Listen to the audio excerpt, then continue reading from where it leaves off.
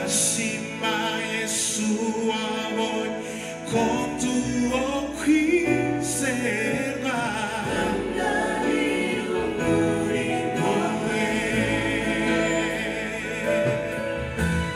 Ndashima Yesu wabonye ko tuwo kwizerwa I'm a happy, I'm a happy, I'm a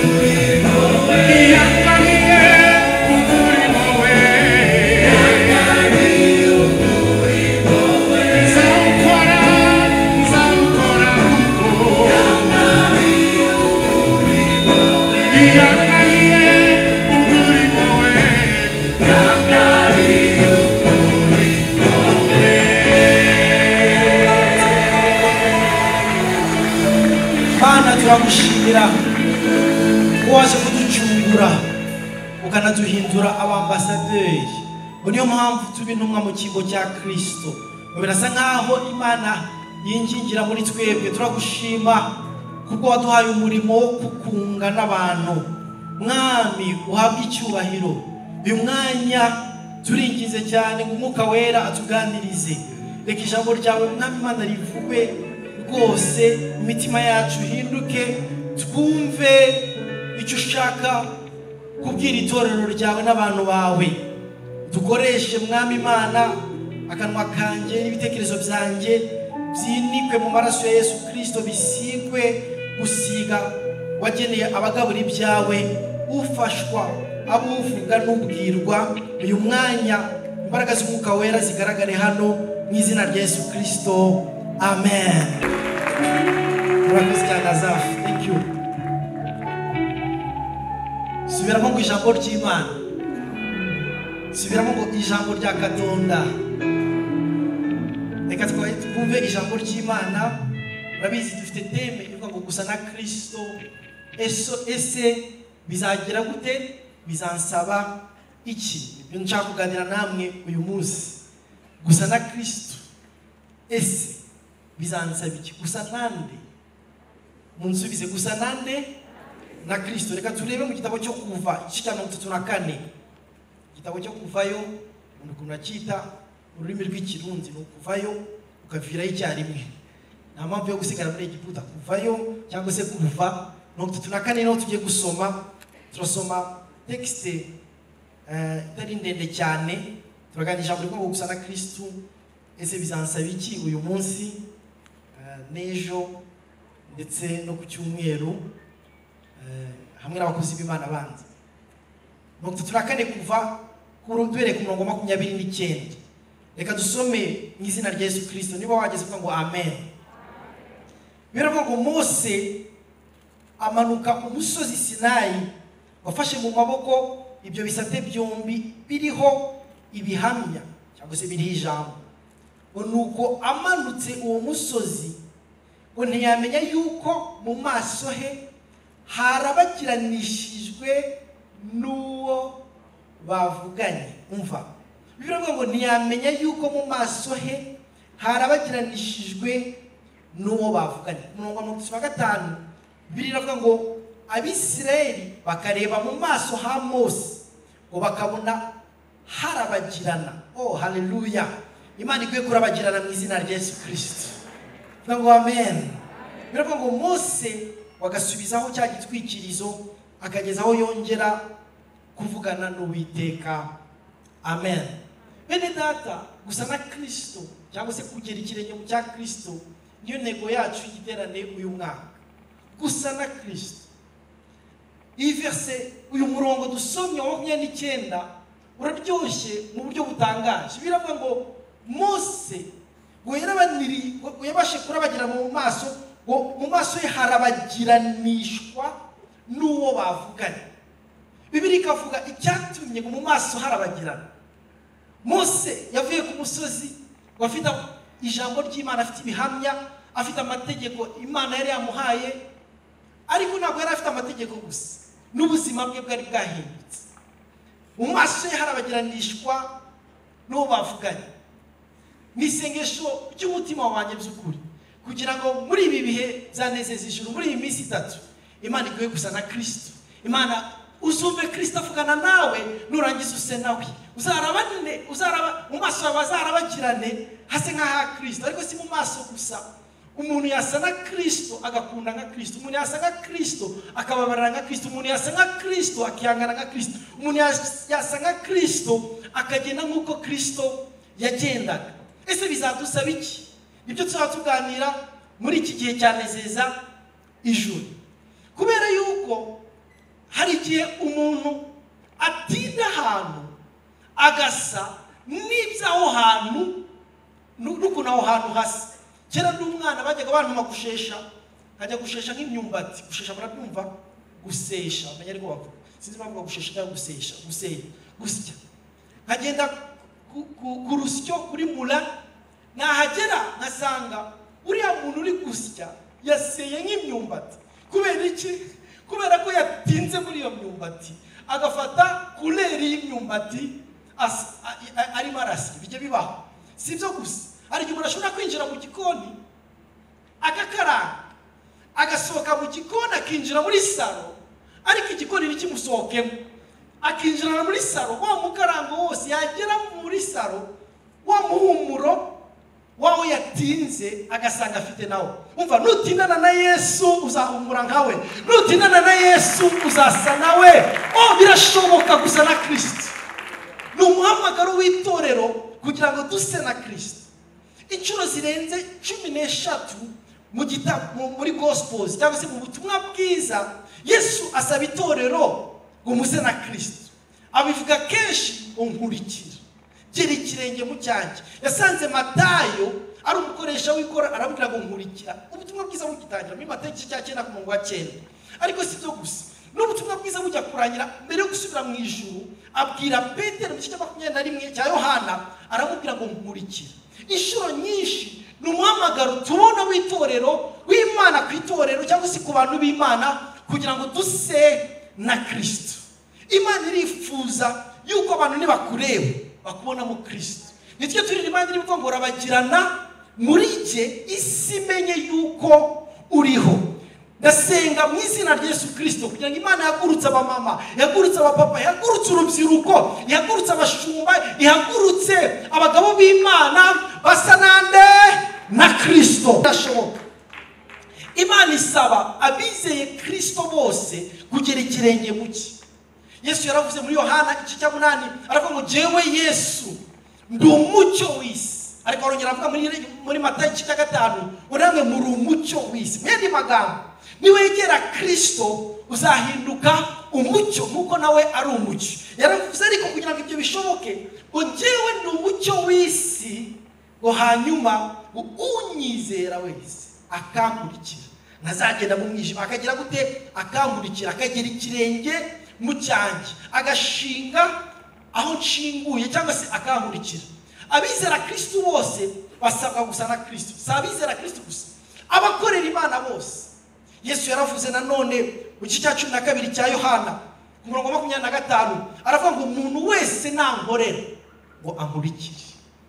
Ukorera Imana wese abakeneye gufatira modeli, abakeneye gufatira icyitegererezo, abakeneye gufatira igipimo cy'ubusabane bwe kuri Kristo kugira ngo amukurikire. Niko yavuze ngo umuntu wese nankorera ankurikire.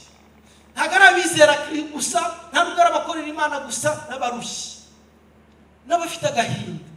Yesu asaba yuko kugira ngo bakire agahinda kabo basa nawe. Yaravuze muri Matayo 11 aravuga ngo mwese abarushye n'abaremerewe mumeze mute, ngo nimuze munsange ndabaruhura, ngo ariko munyigireho. Learn from me.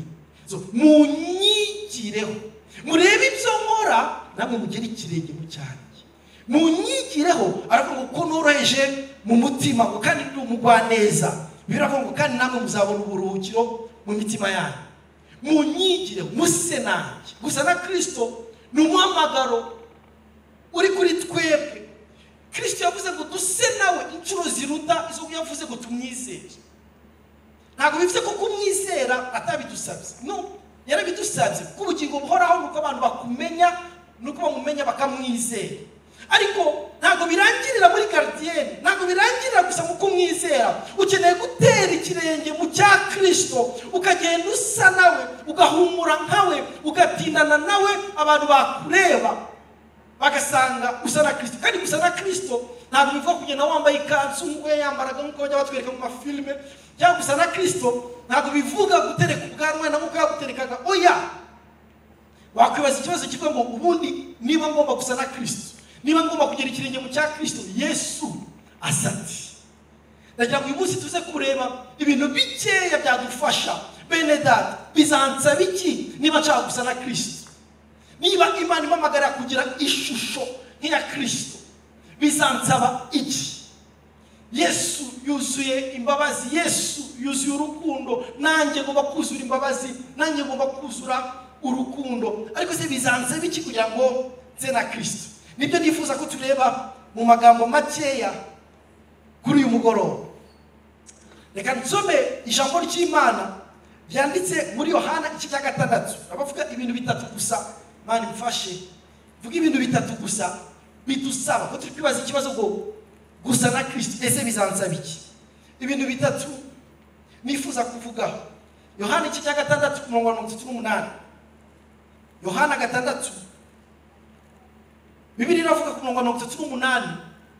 Uyu ni Yesu wavugaga, aravuga ngo kuko ntavanywe mu ijuru ngo no gukora ibyo nishakiye, ahubwo nazanywe no gukora ibyo wantumye ashaka. Kasubiremo, kuko ntavanywe mu ijuru no gukora ibyo nishakiye, ahubwo nazanywe no gukora ibyo wantumye ashaka. Ikintu cya mbere nifuza kuganira namwe, icyo bizadusaba kugira ngo duse na Kristo, nuko twiga gukora ubushake bw'Imana. Nubwo bwaba bushakiriye, nubwo bwaba buruhije, kuvuga ubutumwa bwiza ni kimwe mu bushake bw'Imana. Yewe ntukwiriye kugira isoni, ntukwiriye gutinya urungano ngo baraguseka, ariko gukora ubushake bw'Imana ni kimwe kigaragaza ko abantu bagenda biga gusa na Kristo. Ufite naje gusanga nsanga ubuzima bwa Kristo waburezima mu bintu bibiri gusa. Ubuzima bwa Kristo wabushyira mu nteruro ebyiri gusa. Interuro ya mbere ni ukumenya ubushake bw'Imana, interuro ya kabiri ni ugukora ubushake bw'Imana. Ibindi byose utamenya ubushake bw'Imana ntushobora kwiga gukurikira Kristo. Ariko kumenya ubushake bw'Imana no gukora ubushake bw'Imana ni samari y'ubuzima bwa Kristo. Hari inkuru numvishe abagabo babiri bigaga muri universite, ni muri yabayeho pasiteri wayivuze, yahuye nabo. Abasore babiri bigaga muri universite ya Khartoum muri Sudan, bari abayisilamu. Barangije baravuga ngo reka dufate igihe dusome Quran, dusome na Bibiliya. Bamara umwanya basoma Quran, basoma na Bibiliya. Bageze hagati bari bavuga reka tuyisome tuyirangize. Quran yose tuzayirangiza ndetse na Bibiliya tuzayirangiza. Bageze hagati, umwe muri bo witwaga Muhammad ari gusoma Bibiliya, arafatwa. Umuriro w'Imana uva muri jambo ry'Imana winjira mu buzima bwe, arahinduka. Aravuga ngo menye yuko irari ijambo ry'Imana. Nta muntu wamubwirije. Yes, ngo amen. Nta muntu n'umwe wamubwirije. Muhammad arakizwa. Arangije ajya kubibwira iwabo, yumva ari ibintu byiza. Mu kubibwira iwabo ntiyarazi ko yishyize mu kaga. Baravuga ngo ibyo bintu wagiyemo byibagirwa. Baramuca, bamusiba muri famiye bagira ngo wenda azisubira. Muhammad yanga kwisubira. Bamukuraho umurage, heritage yose bagomba kumuha, cyangwa se umurage bagomba kumuha wo muri iyo famiye. Barawukata, ariko Muhammad yanga kwisubira. Avuga ngo no, uyu Yesu nabonye atanga amahoro aruta y'amafaranga atanga. Yesu nabonye atanga amahoro aruta uyo murage ushobora gutanga. Bamuha polisi islamique yo muri Sudan, bamuha igipolisi gishinzwe kureba ko abantu bagendera ku mahame ya Kisilamu. Barangije baramuha Muhammad, baramutortura. Polisi yaho iramufata, imukoresha iyicarubozo, imukuramo inzara. Ari muzima batamuteye anesthesia, baramukubita kugira ngo yihakane Yesu. Baramufunga igihe kirekire. Nyuma yaho baza no kumutera icumu, bagira ngo yapfuye, bamusiga yapfuye, ariko yanga kwihakana Yesu.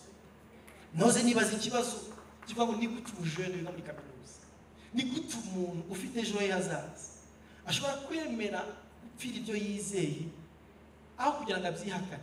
Nsanga uwo muhamagaro wo kugira ngo umuntu abereho Kristo muri ubwo buzima, yemere kubabara ku bwa Kristo, ntabwo wahawe Muhammad gusa, ahubwo wahawe twebwe twese twizeye Yesu Kristo. Twakwemera tukamupfira niba dusa nawe. Hari umudamu w'umunyakenya yanditse igitabo mu bihe bya East African Revival mu myaka ya 50. Arabizi yigeze kuba ububyutse bize East African Revival. Byutse bwabaye Gahini muri 36 hagati ya 34 na 36, ukaza gukomereza Uganda, ukaza gukomereza muri Kenya mu myaka ya 50.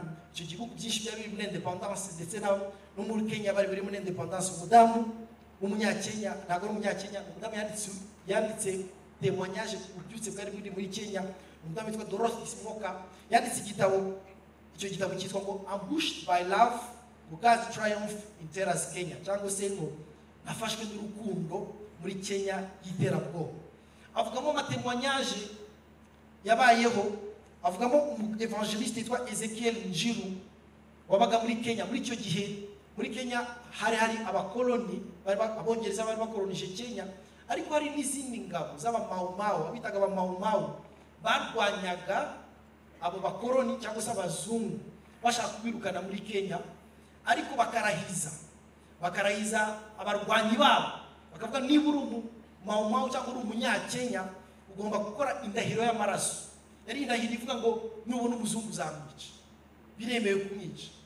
Hanyuma abantu muri East African Revival, abantu b'abarokore benshi barakizwa, harimo uyu evangeliste witwa Ezekiel Njiru. Ezekiel Njiru umukapiteni cyangwa se umuntu wari uyobora urugamba rw'abamaumawu aramufata, wari uyobora urugamba rw'abamaumawu witwaga ngo General Kimbo Kali. Aramufata, arangije aramutortira, aramubwira ngo icyo tugusabye ni ukukora indahiro y'amaraso, nk'uko bayitaga the oath of blood. Gukora indahiro y'amaraso uvuge yuko nubona umuzungu uzamwica, nubona umuzungu cyangwa uzaturangira twebwe tukajya kumwica kubera ko turi mu rugamba rwo kubohoza Kenya. Ezekiel Njiru ngo aramusubiza muri aya magambo y'icyongereza, amubwira ngo though I die I will never take the oath, for I have taken the oath of Jesus Christ and I am satisfied by his blood. Aramusubiza ngo nuko napfa ngo ntabwo nzarahira iyo ndahiro yayo, ngo kuko ngo namaze kurahirira Kristo rimwe na rizima, ngo kandi amaraso ye arampagije. Aravuga ngo nimunyica azandokora, ariko natanondokora nzajya mu bwami bwo mu ijuru.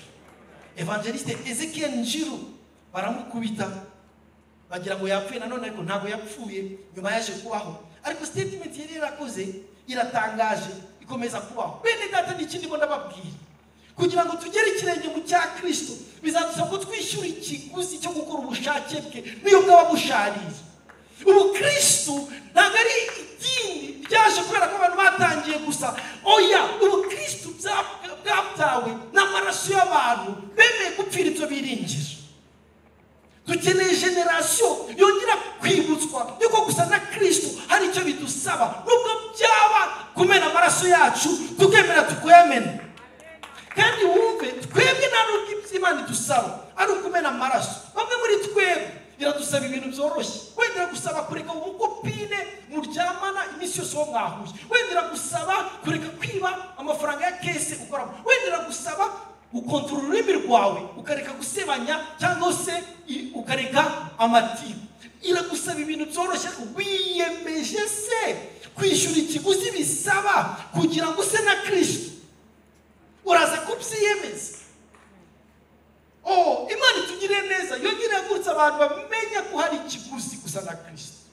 Yaravuze ngo mwikorere umusaraba wanjye munkurikire. Umusaraba bivuga iki? Umusaraba cyari igiti abaroma, cyari igihano abaroma bari barashyizeho kugira ngo bakoreshe iyicarubozo, ariko umuntu atari iyicarubozo gusa, banamushyire ku mugaragaro kuri public yuko ari umuhemu.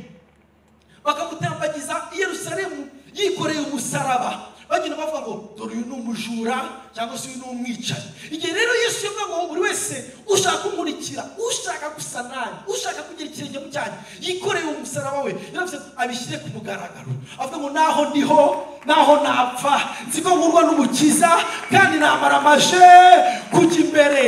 The cross before me, the world behind me. Niyemeje kugera ikirenge mu cya Kristo, reka isi yose ibimenye yuko namaramaje, nta bya none, nta bizaza, nta rupfu, nta bamarayika, nta na kimwe cyaza ntandukanya n'urukundo rwa Kristo. Haleluya! Imana iduhagurukiriza abantu batari abarokore bo ku munwa gusa, bemera kumenya yuko ubushake bw'Imana nubwo bwaba bunyuranye n'ubushake bwacu, priority zabo ubushake bw'Imana. Niko tuzaba dusa na Kristo. Na ubundi tuzitwa ba Yohani Mubatiza, twitwe amazina ya Ezekiel cyangwa se Esaya, ariko tube kure y'ubushake bw'Imana. Ubushake bw'Imana, the will of God. Bibiliya iravuga ngo mu gitabo cya Luka igice cya 22 niho hantu honyine nabonye ubushake bwa Yesu bwanyuranye n'ubushake bw'Imana. Luka 22:42 ari i Getsemani, byari bibabaje, byari bigoye. Abateoloje baravuga ko karagahinda kenshi ku buryo iyi mitsi yaturitse, iyi mitsi yo mu mutwe iraturika ngo maraso arameneka. Byaragahinda kenshi, ariko aravuga ngo mu 42 Bibiliya iravuga ngo data ngo nubishaka undenze iki gikombe, nubishaka undenze iki gikombe, ariko bye kuko nshaka ahubwo bibe gushaka. Barakore bene data ba Kristo abari ahariho hose mwerereye, mureke twoye kwijandika mu byisi, twemere gukora ubushake bwa data. Yaravuze ngo umurikira unyizera azahundi ahurikira ngo yikorere umusaraba. Yesu aravuga ngo bye kuko nshaka nuko ushaka. Nibutse ya nkuru y'abahungu batatu b'Abaheburayo turabazi, Meshake, Shadraki na Abednego.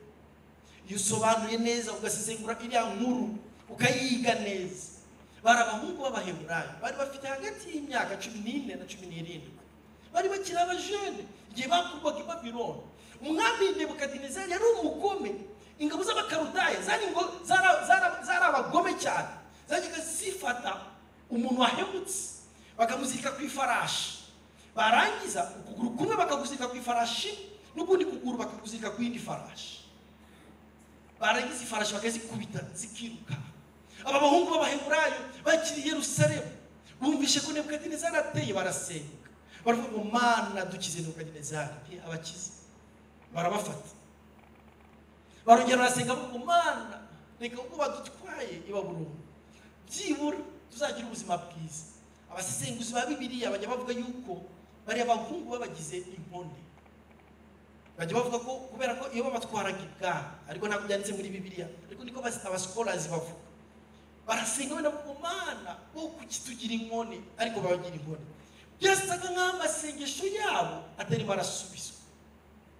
Ariko umunsi umwe Nebukadinezari ahagarika ishusho ye, statue mu kibaya, aravuga ngo nimwumva ijwi ry'imyirongi, mukumva amakondera, mukumva ibikoresho byose bisakuza, mwese muramye kiriya gishushanyo. Bashobora kuvuga ngo Mana waraduhemukiye, ariko ubushake bwabo nubwo butari bwarubahirijwe, nubwo bari babatwaye contre cyangwa se batabishaka, nubwo hari amasengesho yabo atari yarasubijwe, banze kwiyanduza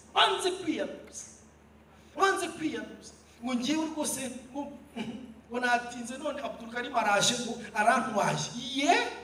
Ntabwo wamenye Imana yawe. Mureke bene data, mureke two kwiyanduza nubwo ubushake bwacu bwabwubahirijwe.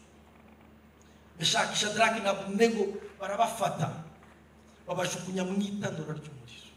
Ariko mbere yo kubajugunya mu itanura ry'umuriro, umwami abaha chance, aravuga ngo this is the last chance. Dore bahaye amahirwe, aje ku plateau. Gusa nimupfukame, nubwo mwakora agafende gusa nimupfukame, ubundi njyewe ndabareka. Bari batatu, ndatekereza ko bahagaze imbere ye uko ari batatu, bakavuga ngo Imana yacu ibasha kudukiza. Umva igikomeye ni igikurikiraho ngo nubwo kandi byamera gute, Imana yagurutse abarokore bameze batya, bavuga nubwo Imana itadukiza tuzakora ubushake bw'Imana, nubwo twaca mu muriro tuzakora ubushake bw'Imana. Nebukadinezari aratangara ngo nubwo itadukiza ntabwo tuzaramya igishushanyo, nta nubwo tuzagikora na gatoya. Babajugunya mu itanura ry'umuriro, murabizi bahura na Yesu, uhura n'abakozi b'Imana bemeye kwishyura ikiguzi gisabwa cyo gusa nawe araza umuriro awuhindura picnic, batangira kugenda bya bindi byari bigiye kubatwika bihinduka chauffage. Hano hanze hari akonje, none reka hano bihinduka nk'inzu iri mu ka air condition. Uvuga ngo amen. Ariko ni ikindi mbona avuga bene data, ubushake bw'Imana. Buri wese agira Getsemani kabisa, buri wese agira ahantu ubushake bwe bunyuranye n'ubwa data. Buri wese nasobanukiye ko muri ubu buzima buri wese azagera ahantu Imana igusabe gukora ikintu kitajyanye n'ibyo ushaka. Buri wese ajya kuri Getsemani. Icyo ndi kubasaba ni iki bene data? Mureke niba dushaka gusa na Kristo, commitment, twiyemeze. Muvuge ngo amen. Kwiyemeza ndaje kubivuga mu kanya. Kwiyemeza gusa na Kristo. Tuvuga ngo so kuko nshaka bibe uko ushaka. Niyo critère ya distance Kristo mu bandi bose babayeho. Yesu yakoze ubushake bw'Imana à la lettre. Imana idufashe tuba abakristo bakora ubushake bw'Imana icyo byadusaba cyose. Cya kabiri nifuza kubabwira nanone, ese turi kwibaza ikibazo gusa na Kristo, ese bizansaba iki? Icya kabiri bizadusaba bene data nuko tuziga gufata icyemezo mu buzima. Ubuzima ni uguhitamo. Uzahitamo film ureba, uzahitamo kugura igitabo cyangwa kutagisoma cyangwa kutakigura. Ubuzima ni uguhitamo. Dutuye mu isi nonaha yuzuye amashwa. Ushobora guhitamo kureba, ni mubizi se dufite za YouTube zingahe? Nagiye kuzivuga, ariko murabizi hari YouTube nyinshi cyane. Hari imbere, inyuma, ku ruhande, ibumoso, hejuru. Ushobora guhitamo ibyo ureba. Kimwe mu kintu kizatuma twiga gusa na Kristo nuko tuziga guhitamo, kandi tugahitamo neza. Iriya nkuru irandyohera yo muri Luka igice cya 9 nezeza ijuru rituruka. Umusore yari yakubiswe n'ubuzima, arimo araragira ingurube, akifuza kurya iby'ingurube ngo zasigaga. Luka 15 biratubwira ngo ahitamo, ngo guhitamo. Yashobora guhitamo kwiyahura, yashobora guhitamo kuva ku mwiyarara, ariko ahitamo arataha. Umva hamuryohera rero. Ahisemo atashye ku 24 wa Luka 15. Biravuga ngo se amubonye, baravuga ngo kuko uyu mwana wanjye yari yarapfuye, ariko kuko yahisemo yazutse. Kuko yahisemo yazutse. Uyu mwana yari yarazimiye, ngo none dore yahisemo, none yabonetse. Biravuga ngo nuko batangira kwishima. Amahitamo ye yatumye hawo umunsi mukuru mu rugo rwase. Amahitamo hari guri babaje benshi dushobora kuba mwarayibonye cyangwa mwarayumvishe. Mu mwaka wa 1912 hari ubwato bwitwa Titanic.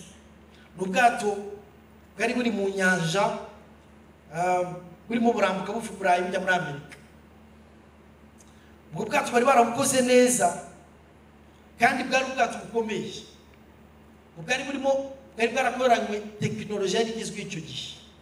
Ariko bamwe muri mwebwe muzi byabaye, baragenda bugeze mu nyanja hagati, buhura n'akabuye gato cyane. Kari akabuye kitwa iceberg cyangwa se barafu yo mu mazi, urubura rwo mu mazi ruragakubita, hanyuma Titanic irarohama. Hanyuma hatangira kuza abantu bagendaga barohora abantu barimo bararohama. Hari ibintu byabaye icyo gihe muri uwo mwaka 1912. Ndashaka kubabwira guhitamo kunari ngombwa. Uriya musore yahisemo kugira ngo ukizwe. Mwahisemo yego cyangwa oya? Yego. Uko wahisemo gukizwa, ushobora no guhitamo kwiyiriza muri 40 jours tuzatangira. Ushobora no guhitamo gushaka amaso y'Imana, ushobora guhitamo kumara amaso, ushobora guhitamo kugira ibyo wereka carte rouge. Kuko gukizwa bivuga no opeshe, bivuga no kucyaha, yego kugukiranuka. Ntabwo bigendana byombi. Ntabwo ushaka uba nka yahene itaha ubukwe bubiri. Ntabwo bikunda wazatanya. Icyo gihe barimo bararohora abantu muri Titanic bakoze liste ebyiri. Imwe liste ya mbere yitwa ngo the lost, ababuriwe irengero. Iyindi liste ya kabiri yitwa ngo the saved, abo twabashije kurokora. Aho ngaho bagendaga babarohora, waragendaga uzi ko ufite umwana cyangwa se ufite umuvandimwe mu bwato bwa Titanic. Icyambere wagiraga kuri office, wenda kujya kureba kuri ya liste zimanitse. Imwe yanditseho ngo the lost, twabashije kuidentifia ariko tukabarohora wenda bashize mu buzima cyangwa tutarabona. abazimiye, ariko nanone ku rundi ruhande hari the saved. Ako kantu karanyigishije ubwo mwicaye hano, Imana ishobora kutureba ikatubona mu moko abiri: abahisemo gukurikira Kristo n'abandi bahisemo kutamwizera. Bibiliya iravuga ngo dore nshyize inzira ebyiri imbere yawe, hitamo inzira y'ubugingo cyangwa se y'umugisha, cyangwa se hitamo inzira y'urupfu cyangwa se y'umuvumo. Ni uguhitamo. Ubuzima ni uguhitamo. Kugira ngo tubyarwe ubwa kabiri ni imbaraga z'Umwuka Wera zikora mu buzima bwacu, ariko kugira ngo dukure ni amahitamo yawe. Wegereye Imana ku rwego wahisemo kuyegera. Kabisubiremo, wegereye Imana. Njye nangazwe n'abarokore bavuga ngo iyo nsoma Bibiliya nasinzira. No, ni choice wabihisemo. Ukumva biri normal, ni amahitamo yawe. Ni amahitamo. Ushobora guhitamo kugira ibihe byo gusenga, ushobora no guhitamo kwirirwa muri WhatsApp na Facebook. Bigira umumaro WhatsApp, Facebook rwose. No muri kiriya gitabo harimo chapitre ivuga gukoresha imbuga nkoranyambaga. Miliyari ebyiri z'abantu bakoresha byibura WhatsApp. Miliyari ebyiri baruta abatuye muri Afurika. Na Facebook ni ukuvuga ushobora kubikoresha mu ivugabutumwa, ndabishyigikira rwose koresha. Ariko nanone ushobora guhitamo kwegera Imana ku rwego ushaka. Ariko icyo ndi kubabwira ni iki bene data, amahitamo yacu. Muri Titanic bari barashyize liste the lost and the saved. Muzi ko n'Imana itubwira ngo dore hari inzira ifunganye, ngo kandi iyo nzira ni abantu bakeya bari kwinyuramo, ariko abari bihitamo kwiganisha ku bugingo. Ariko ngo inzira ngari, ibintu byo twatwitse, none reka tujye gutwika twibandukira. Muratwika mugena mu nzira ngari, hanyuma ejo uzabyicuza kuko wahisemo nawe uyu munsi ukabisarura ejo. Niki ndimo navuga bene data? Ndimo navuga yuko amahitamo atuma dusa na Kristo. Guhitamo bituma dusa na Kristo. Niyo mpamvu basaba uyu munsi, niba wumva umutima wawe warasubiye inyuma, niba wumva umutima wawe uri kure rwose yo gusa na Kristo, uyu munsi uhitemo kumugarukira. Uyu munsi turaguha amahirwe yo guhitamo. Hari umuperezida w'umunyamerika ngo kera kiri umwana yagiye gukoresha urukweto. Agiye kwa korodoniye ngo amutudere urukweto. Arangije ngo umukorodoniye aramubwira ngo urashaka urukweto rusongoye cyangwa urukweto rufite kare imbere. Ngo perezida aramubwira ati simbizi neza uko nshaka. Umukorodoniye aramubwira, yaratara perezida ko yarakiri umwana, uruhamya yanditse. Noneho ngo umukorodoniye arangije aramubwira ngo genda uzagaruke ejo. Ejo asubiye aramubwira wahisemo? Nabwo ati sindamenya neza icyo nshaka. Araje ati okay, nabibonye urukweto nzakora ndaruzi. Baragenda mukorera urukweto rumwe, umuguru umwe usongoye, uwundi muguru ari kare udasongoye. Aramubwira ngo iki nicyo gihano cy'abantu baheze mu mayirabi, gihe n'abarizo uzanyamambara. Niki bene data ndi kubabwira? Ndimo ndababwira ngo reka duhitemo Kristo. Duhitemo Kristo. Ngo amen. Duhitemo. Imana yanga abantu banga guhitamo. Uzi ko Bibiliya ivuga ngo niba kiranirwa vrai. Niba uri umunyabyaha vrai. Niba ukiranuka kandi kiranuka vrai. Reka nsoreze bene data ku cyanyuma cya kuvuga nanone natangiriyeho. Niba dushaka gusa na Kristo, tuziga gutinana na Kristo. Umuntu asa n'icyo yatinzemo. Nutinda mu kabari ntibizagutangaze utangiye kubyina shyiramo agatege ukwamuza yose, kubera ko aho utinda uzasa nabyo.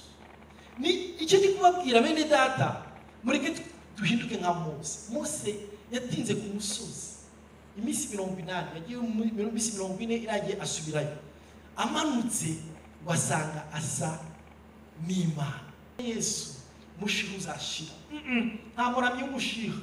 oya ntabwo bibaho. Nta muntu utindana na Yesu ugira inzika n'inzangano yabona save the date akahita yisiba aba nabo amashyari kubera ko we bataragwa save the date. Oya, tindana na Kristo uzuzura urukundo, ibyishimo, amahoro, gukiranuka, kugira neza. Ibanga riri mu gutindana na Kristo. Ibi bintu bitatu tubizirikana.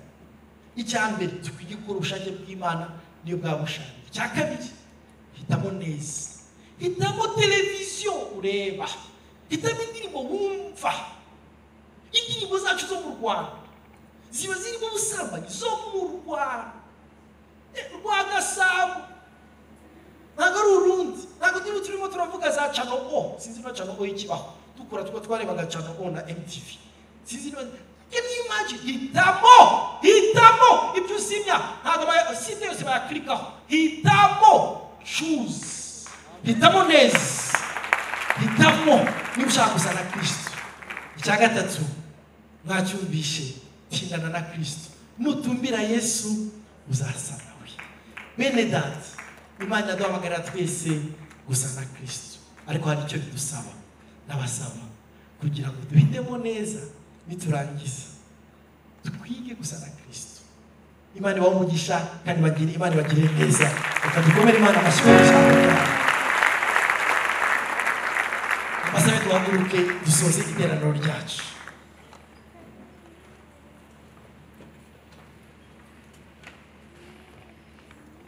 Ndagira ngo ngusengere wowe uri hano muri iri teraniro. Nawe uyu munsi ushobora guhitamo.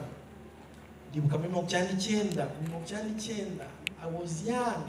Ubuzima bwanjye bwahindutse kubera guhitamo. Ku itariki ya mbere z'ukwa karindwi sinzabyibagira. Hano kuri multimedia nambaye jeans, nambaye push bombe nakuze ari zigizwe icyo gihe. Mfite cassette ya VHS, cassette mfite n'igitabo cya SIS. Barahamagaye ngo niba ushaka gukizwa. Naje ndi jyenyine, numvaga ntazi bimbayeho. My life has never been the same. Ubuzima bwanjye bwarahindutse. Imyaka 22 irashize, sinzabyicuza n'umunsi n'umwe. N'umunsi n'umwe sinarizi bimbayeho. Sinarizi ko nzaba pasiteri, sinarashaka kumurokora. Njye nari misemo Yesu, sinayimise idini. Nari nkunze Yesu. Icyo Yesu zita cyiza, nzacyita cyiza. Icyo azita kibi, nzacyita kibi. My life has changed for good kuva umunsi. Amahitamo. Ahari abantu bashobora kuvuga ngo no ibintu mwagiyemo ni ibintu byo kubakorwa mu bwenge. Yo, nzi ibyo yakoze mu buzima bwanjye. Yanguye mu mwijima mbireba neza. Uyu munsi hari aho ngeze sibura mu mucyo, sinawugeramo wose, ariko hari urugendo natangiye sinzabyicuza. Ndashaka gusengera wowe uri mwanya. Ahari wahitamo uyu mugoroba ugaha ubuzima bwawe Kristo. Ahari ukunda Imana, ukunda iby'abarokore, ukunda iby'Imana, ariko nturahitamo, cyangwa se warahisemo wasubiye inyuma. Nta soni biteye. Niba turi kumwe uyu mugoroba, zamura ikiganza maze dusengane. Zamura ikiganza dusengane. Twiteretse ngoma amashyi, mwihangane. Zamure cyane dusengane kugira ngo wiyunge n'Imana. Imana ibahe umugisha. Hitamo uyu mugoroba. Zamura ikiganza dusengane. Ndaza kubasaba bene data muhaguruke mwebwe mwazamuye mwicaye. Zamura. Ndumva Yesu anyemeza ko muzi imbaraga. Yanyishyuye ibyaha. Ndagira ngo uze hano gusengera. Ngwino hano gusengera. Wowe wazamuye ikiganza, nta soni biteye. Hitamo. Ngwino hano. Mwihangane ndabasabye mwuretse turaza kuyakoma rwose. Muze hano. Mumafashe ababegereye. Muze dusengane namwe. Hitamo. Hitamo ubuzima bwawe Kristo. Hitamo umugoroba.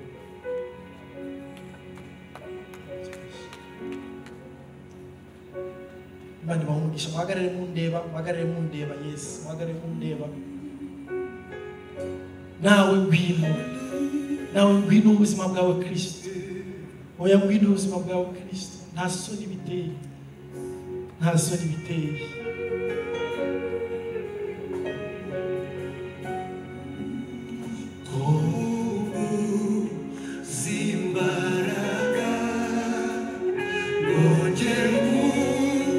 Sing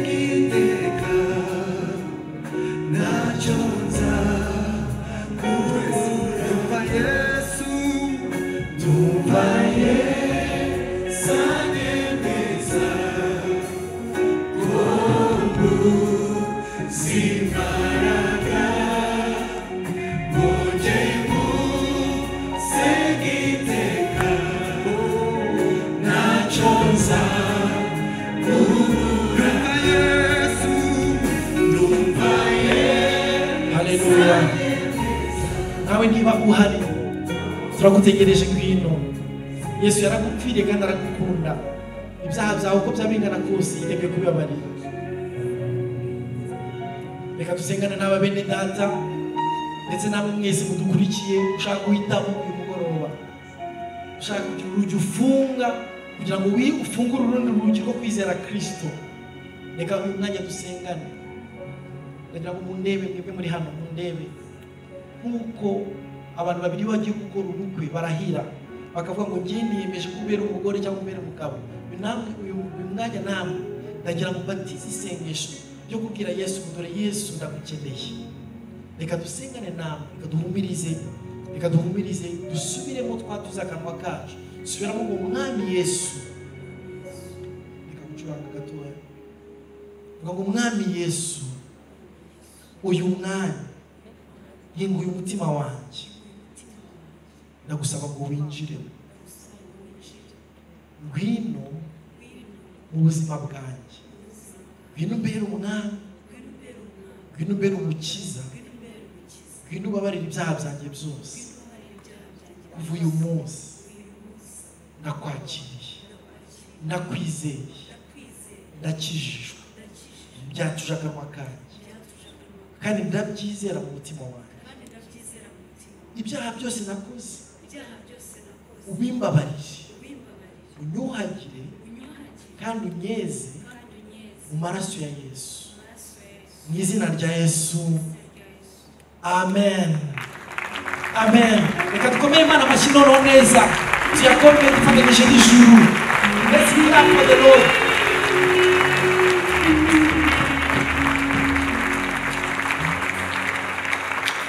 Bene data, bababwira ikintu kimwe gusa, kimwe kibaye mu buzima bwanyu.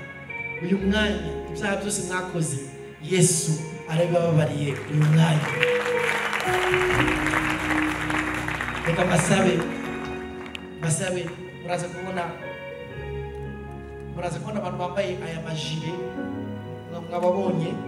Mpamvu tuba dushaka guhura namwe kugira ngo tuzaganire urugendo, dufatana mu maboko kugira ngo tuzagere i Siyoni.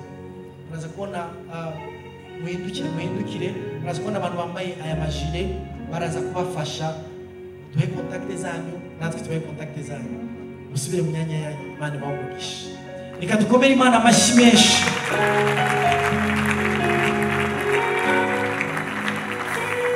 Bene data, reka duhitemo gusa na Kristo uko bwije uko bukeye.